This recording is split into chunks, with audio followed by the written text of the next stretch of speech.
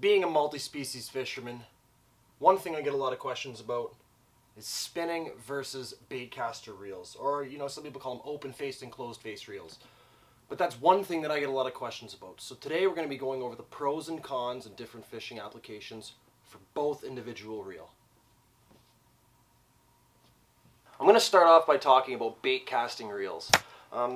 As you can see, there she is. Get it in focus. You can see it's basically a closed-faced reel. You have gearing mechanisms under here. You have the spinning rods don't have those.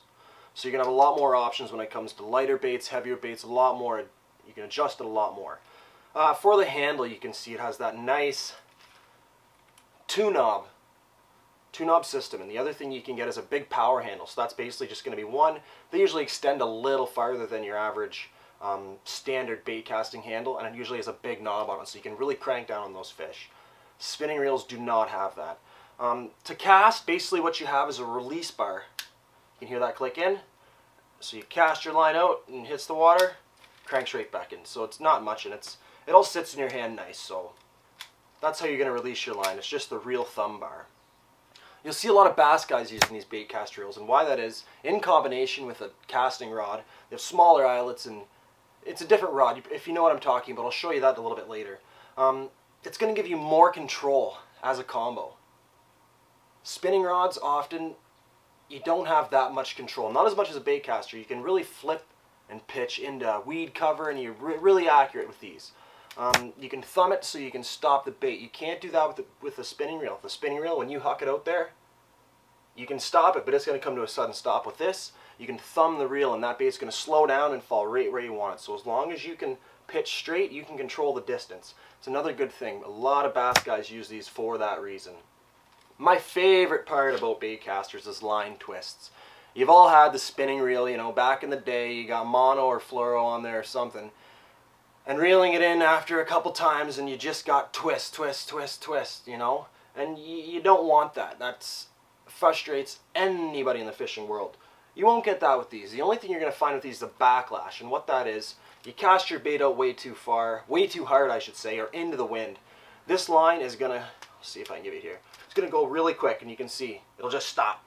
But that's why you have your braking system. You can adjust that. So Google backlashes if you are interested in buying one. It takes a little bit to get used to, but once you got it, you got it. Good old musky fishing and pike fishing. These bait casters are heavy duty. Flipping and pitching big bass. These are meant for heavier lures, heavier line. I have a couple musky bait casters. They have a 100-pound line on them. Reel it in, no problem at all. The line capacity is bigger, so you can put that heavier duty pound line on there. These are for heavy lures, heavy line, and heavy duty fish. Bait casters are the way to go. Some of the different fishing applications I use my bait casters for are flipping and pitching bass. I like to do that. Tubes, because in combination with that stoat rod, you can really get a nice technique on that tube. Musky fishing, throwing those huge baits. I've seen people use spinning rods, and I've seen them snapped. No spinning rod for musky fishing for me. I'm using, these big casting reels, a 60 size Abu Garcia, NACL or Toro winch. That's the way to go for those big baits. You never have an issue. You can adjust your braking, and it's going to throw those pound lures, no problem at all. Now we're going to talk about open-faced spinning reels. There's your classic spinning reel. I got a Stratic CI4 there. These are great reels for lighter line applications, crappie fishing, perch fishing, walleye fishing. It's great because you can palm it like that. As you can see, you can have your rod on the top there. That's going to give you the opportunity to jig, pitch and flip tubes if you want. You can do it with the bait caster or with this. Flipping out bobbers and really having that contact. Whereas a bait caster, you hold your rod down and you crank on it. With this, you hold it and the rod points up. So it's a little bit of a different application. Lighter lures, lighter line, and lighter lure techniques is what spinning reels are all about. Getting those little crappie jigs, little perch jigs, and your good walleye jigs down to the bottom, bobber fishing. These are great for lighter line applications. You cannot go wrong choosing a spinning reel over a bait casting reel if that's what you're going to be doing. One problem I found, if you are going to buy a spinning reel or even a bait caster, buy braided line. Mono line will get twisted very bad because this is how it comes off, and it'll just get twisted beyond belief, and you'll never want to own another fish. You'll quit fishing.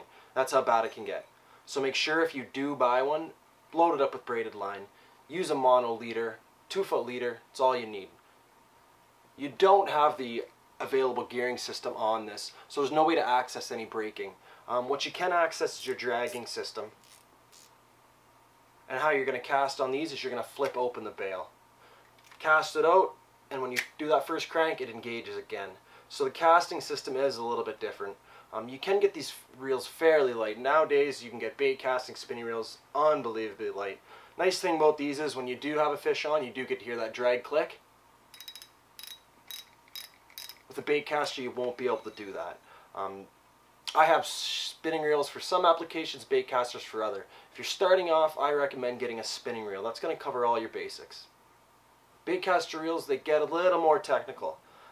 Look into it, do your research, and let me know below what you prefer.